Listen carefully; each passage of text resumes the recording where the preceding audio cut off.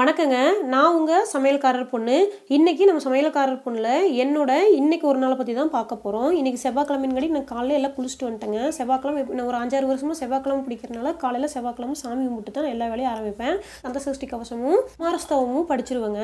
எங்க பையனுக்கு பால் சாப்பாடு தான் காலையிலேக்கு ஊட்ட போறேன். நைட்டே அவனுக்காக தனியா சாப்பாடு வச்சிருந்தேன். அதே இருக்கிறனால இன்னைக்கு பால் சாப்பாடே ரெடி பண்ணி ஊட்டி விட்டுருவேங்க. சாப்பாடு ஊட்டும்போதே புக்கு வச்சுட்டு அவனுக்கு பிடிச்சது இந்த மாதிரி ட்ரக்ஸு, லாரி அந்த மாதிரி ரொம்ப பிடிக்கும். அதை வச்சுட்டு அப்படியே புக்கை படிச்சுட்டே இருந்தானா அப்போ ஊட்டி விட்டாங்கன்னா அவனுக்கே தெரியாது, ஈஸியாக அவன் பாட்டுக்கு அவன் சாப்பிட்ருவான். அப்படி இல்லாட்டி ஊட்டுறது பெரிய கஷ்டமாக இருக்கும். அதனால தான் எப்பவுமே நான் சாப்பாடு ஊட்டும்போது ஒரு புக்கு கையில் வச்சுக்குவேன். இல்லாட்டி டிவி போட்டுவிட்டு அதில் வரதை ஏதாவது கொஷின் மாதிரி கேட்டுக்கிட்டே ஊட்டி விட்டுறலாம்.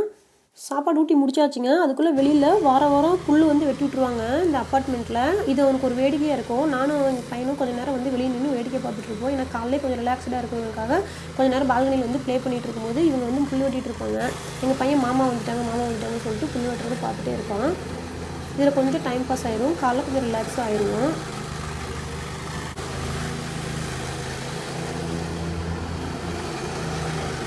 இது கொஞ்சம் நேரம் பார்த்துட்டு என்னோடய பிரேக்ஃபாஸ்ட் நான் செய்ய போயிடுவேன். இன்றைக்கி நான் பிரேக்ஃபாஸ்ட் வெறும் கேரட் ஜூஸ் தான் குடிக்கலான்னு இருக்கிறேங்க. அதனால் கேரட் ஜூஸ் தான் இன்றைக்கி செய்ய போகிறேன். அதனால் கொஞ்சம் ரிலாக்ஸ்டாக நான் இந்த டைமெல்லாம் வேடிக்கை பார்த்துட்ருக்கேன். இப்போது கேரட் ஜூஸ் செய்கிற டைமுங்க. நான் கேரட்லாம் கட் பண்ணி வச்சுட்டேன். ஜூஸ் போடுறதுக்குனே தனி ஒரு பிளெண்டர் இருக்குது. அதில் என்னங்காட்டி எனக்கு ஈஸியாக இருக்கும் ஜூஸ் போட்டுக்கிறதுக்கு.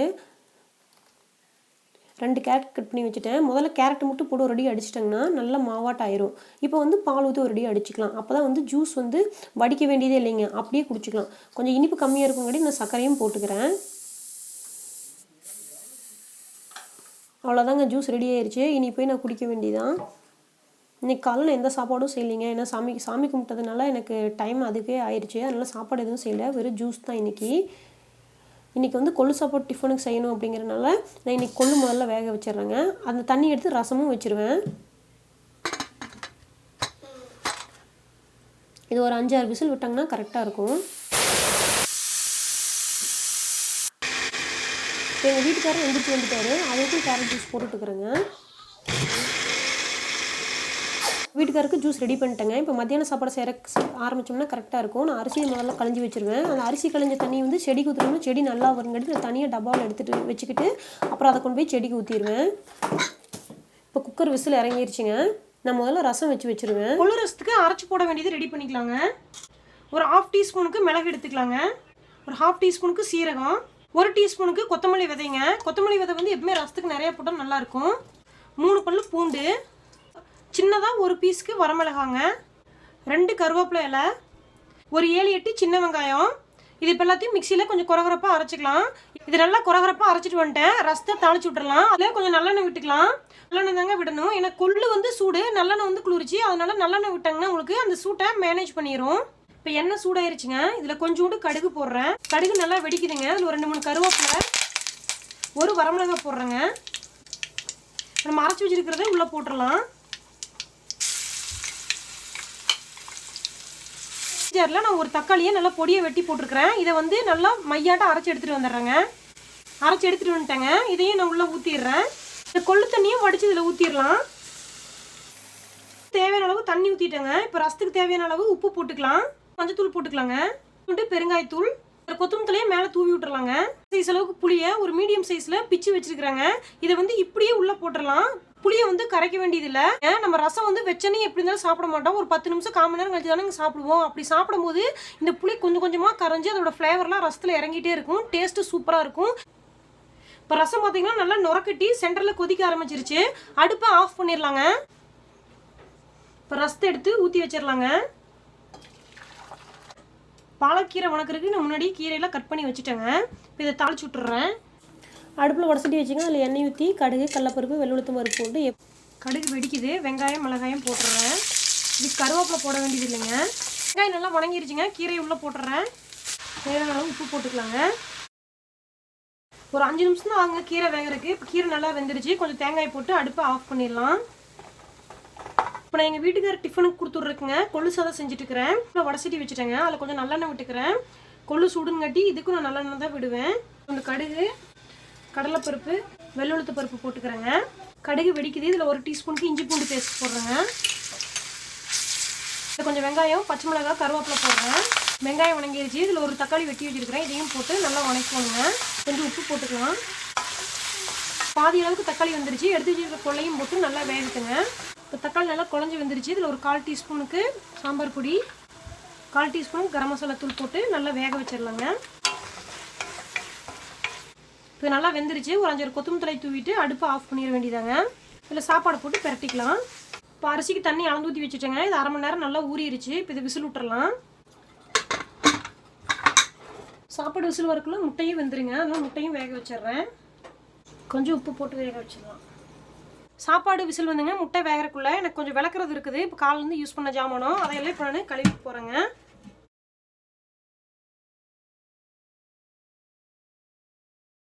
எல்லா ஜாமானும் விளக்கலையும் முடிச்சிட்டேங்க. முட்டை நல்லா வெந்துருச்சு. அடுப்பையும் ஆஃப் பண்ணிட்டேன்.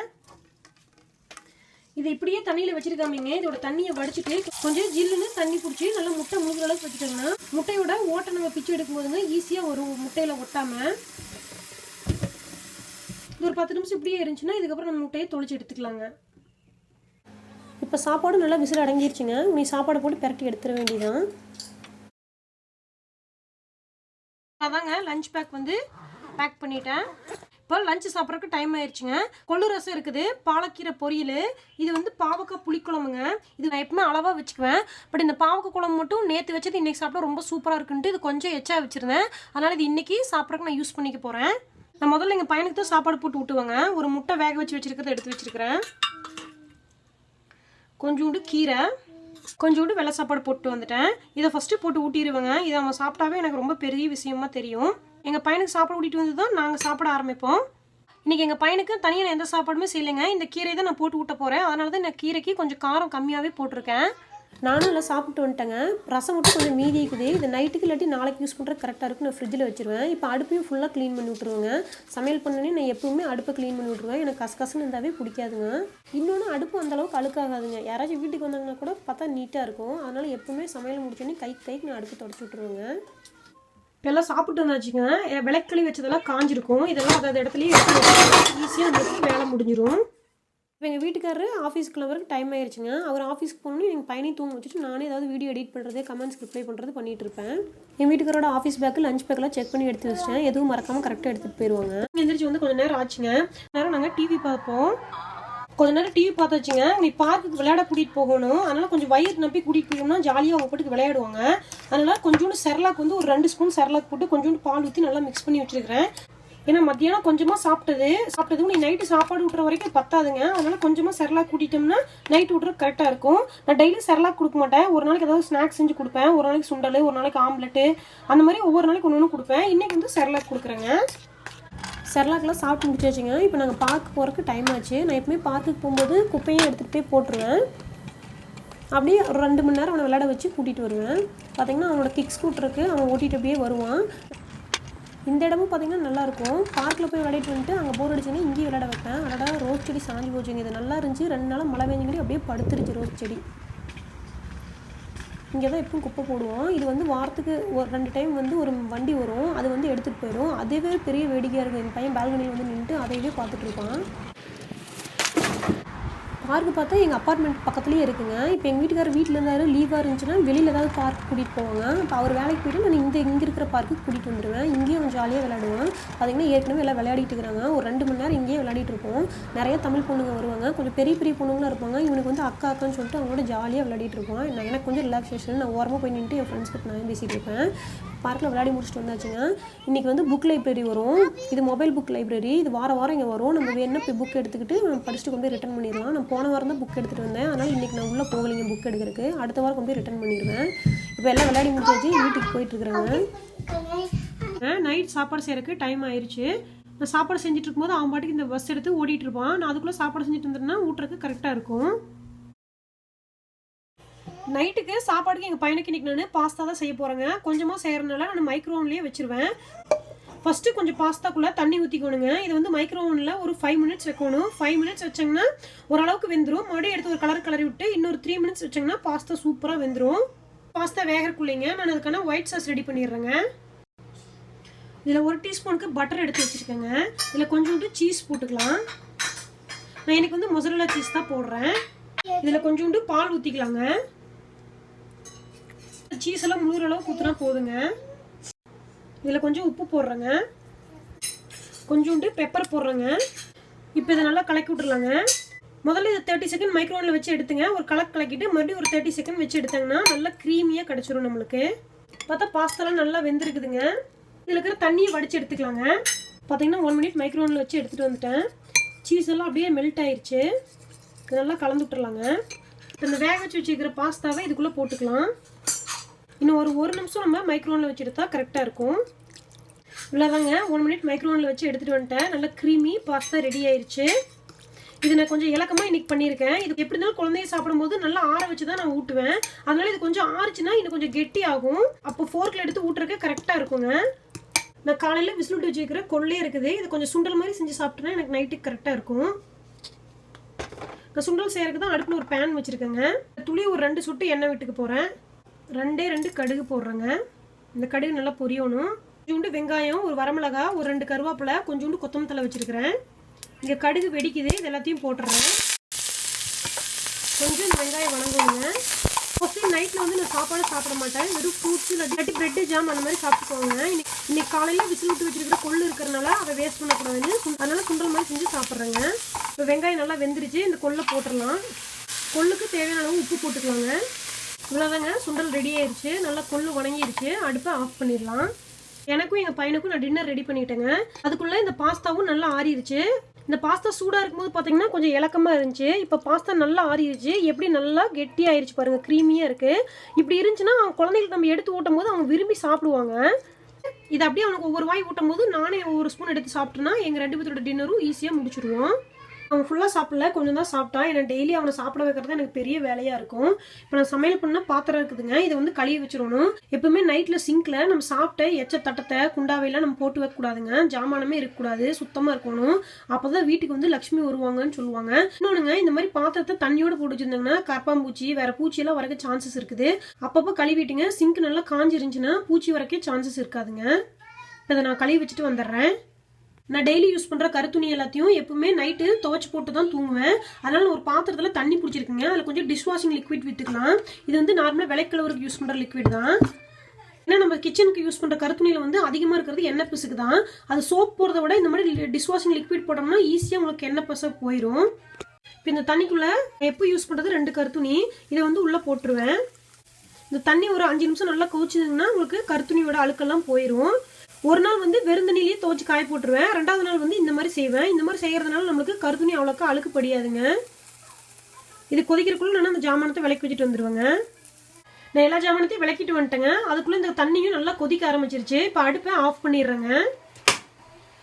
தண்ணி சூடாகிறதுக்கு இந்த துணி இதுக்குள்ளே இருக்கும்போது இந்த துணியிலேருந்து ஈஸியாக எண்ணெய் பிசுக்கு அழுக்கு எல்லாமே போயிடும்.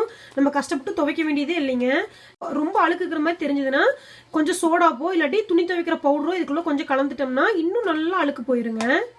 இதை நம்ம துவைக்க வேண்டியதே இல்லைங்க. எடுத்து ஒரு 2 கசக்கிட்டு தண்ணியில் 2-3 டைம் அலாசி காய போட்டால் ஈஸியாக வேலை முடிஞ்சிருங்க.